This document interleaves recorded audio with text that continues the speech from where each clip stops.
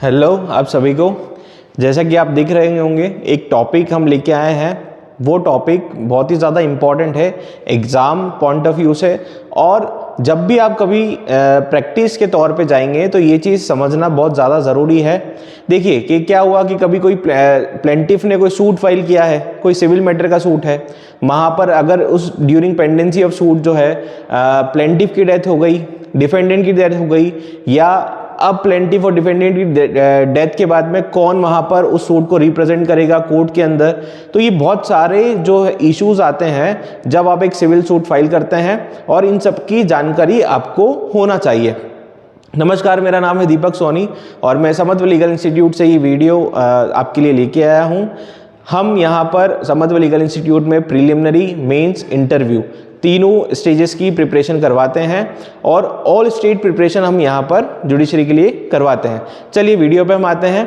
जैसा कि आपने वीडियो देखा होगा, टॉपिक जो है वो हमारा लिखा हुआ है लीगल रिप्रेजेंटेटिव, और लीगल रिप्रेजेंटेटिव की बात कर रहे हैं हम कोड ऑफ सिविल प्रोसीजर 1908 में।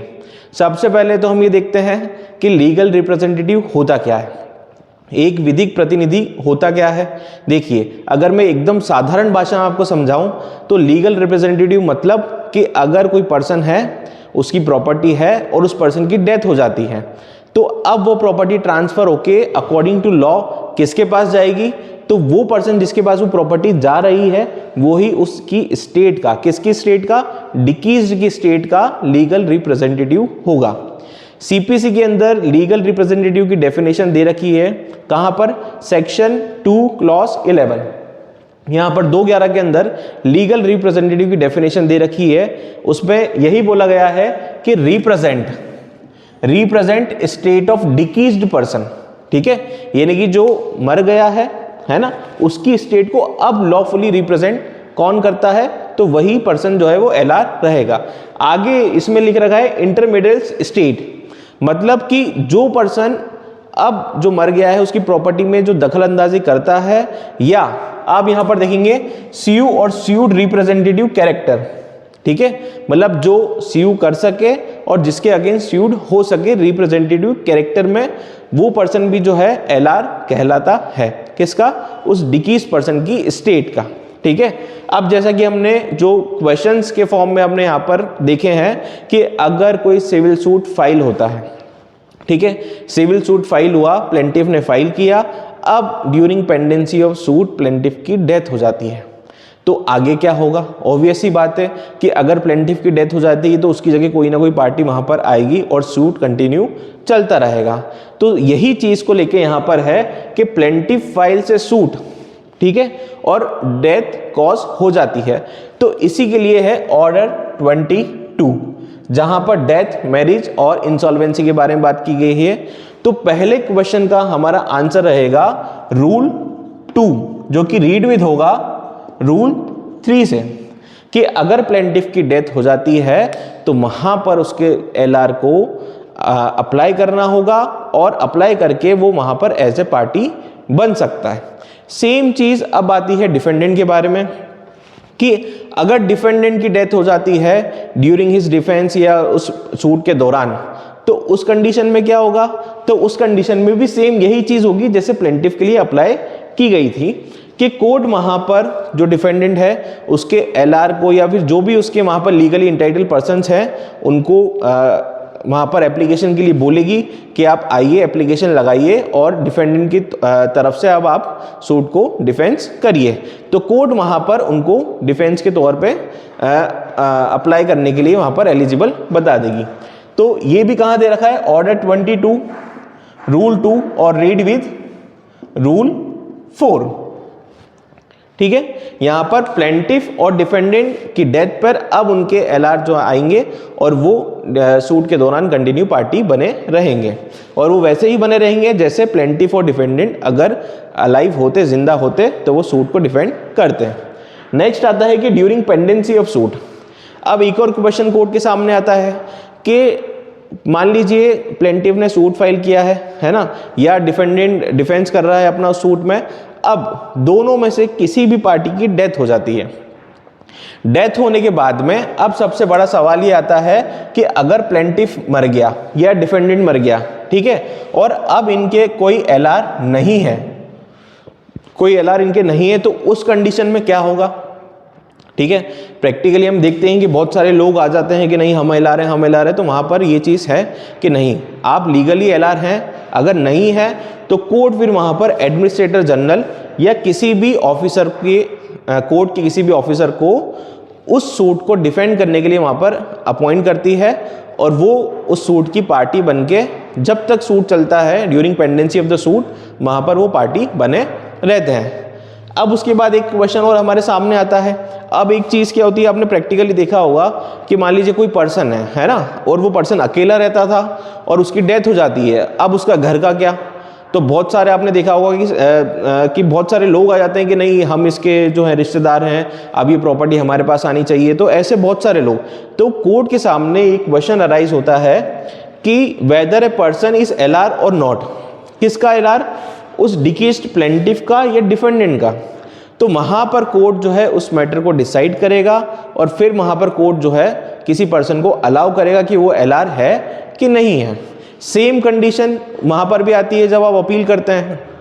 अपील के दौरान भी अपीलेट कोर्ट में क्वेश्चन अराइज होता है कि पर्टिकुलर पर्सन जो है वो उसका एलआर है कि नहीं है। तो फिर अपीलेट कोर्ट में क्या होगा, तो अपीलेट कोर्ट उस सब्जेक्ट, उस क्वेश्चन को वहां पर सबऑर्डिनेट कोर्ट को ट्रांसफर कर देगा, और सबऑर्डिनेट कोर्ट उस क्वेश्चन को डिसाइड करेगा कि whether this person is LR और नॉट, और फिर वापस से अपीलेट कोर्ट को वहां पर जो है वो सेंड कर देगा, ठीक है, रिपोर्ट बना के भेज देगा। उसके बाद फिर जो है अपीलेट कोर्ट वहां पर कंटिन्यू करेगी, ठीक है। नेक्स्ट आता है कि अब जब यहां पर हमने देखा कि एलआर अपनी अपनी, जैसे प्लेंटिफ का एलआर हुआ या डिफेंडेंट का एलआर हुआ, तो उनको अप्लाई करना पड़ता है। दोनों कंडीशन में अगर वो अप्लाई करने में फेल हो गए, ठीक है, तो सूट अबेट हो जाएगा। सूट अबेट होता है तो रूल 9, जो रूल 9 है, किसका रूल 9 है, ऑर्डर 22 का रूल 9, रूल 9, ऑर्डर 22 का रूल 9। रूल 9 ये बोलते हैं कि फिर आप जो है वो फ्रेश सूट फाइल नहीं कर सकते। अब आपको जो ऑर्डर आया है उसको सेट असाइड करने के लिए ही एप्लीकेशन वहां पर लगानी पड़ेगी, उसको सेट असाइड करने के लिए ही आपको अप्लाई करना पड़ेगा, ठीक है। तो ये यहां पर हमने देखा कि प्लेंटिफ ने सूट फाइल किया था, फिर डिफेंडेंट ने फाइल किया था, और उसके बाद पेंडेंसी ऑफ सूट के दौरान अगर मर जाते हैं तो ये था ऑर्डर 22 रूल 4A, ठीक। और उसके बाद में अगर क्वेश्चन अराइज होता है कि एलआर है कि नहीं है, तो ये सेम चीज ऑर्डर 22 रूल 5 में दे रखी थी। अब सेक्शन 50 और 52 बहुत इंपॉर्टेंट सेक्शंस हैं अगर कॉन्सेप्ट के हिसाब से देखा जाए तो, क्योंकि हमेशा इनको समझने में कहीं ना कहीं टेक्निकली प्रॉब्लम होती है। सेक्शन 50 और 52 देखते हैं। सेक्शन 50 है एलआर, ठीक है। यहां पर जो वर्डिंग्स है उसका बहुत इंपॉर्टेंस है। सेक्शन 50 और 52 में 50 में बोला गया है कि अगर जजमेंट डेटर मर जाता है, ठीक है, कब, जजमेंट डेटर के अगेंस्ट कोई डिक्री आती है, ठीक, डिक्री आने के बाद उसके एग्जीक्यूशन के दौरान जजमेंट डेटर उस डिक्री को फुली सेटिस्फाइड नहीं कर पाता है, ठीक है, और उस दौरान उसकी डेथ हो जाती है, तो वहां पर एलआर, जजमेंट डेटर का जो एलआर है वो वहां पर आएगा, और फिर वो उस जजमेंट डेटर की जो डिक्री, जितना बचा हुआ हिस्सा है, उसको सेटिस्फाइड करेगा, ठीक है। वही चीज, सेम चीज। अब सेक्शन 52 के बारे में बात करते हैं। सेक्शन 52 बोलता है enforcement of decree against LR, ठीक है। यहां पर बात की गई है कि डिक्री का इन्फोर्समेंट, ठीक। अब यहां पर देखिए वर्डिंग क्या यूज की गई है कि अगर सूट के दौरान पार्टी की डेथ हो जाती है, ठीक, और वहां पर उसके एलआर को अपॉइंट किया जाता है, और उसी एलआर के अगेंस्ट में डिक्री आ जाती है, अब वो बन जाता है जजमेंट डेटर, और वो जजमेंट डेटर जो है अब उस डिक्री को सेटिस्फाइड करता है किसकी प्रॉपर्टी से, उसके डिकीज्ड की प्रॉपर्टी से। तो सेक्शन 50 और 52 दोनों में एक थिन लाइन का डिफरेंस है। 50 में जजमेंट डेटर की प्रॉपर्टी को सेटिस्फाइड करता है उसका एलआर, कब, जब वो डिक्री के एग्जीक्यूशन के दौरान।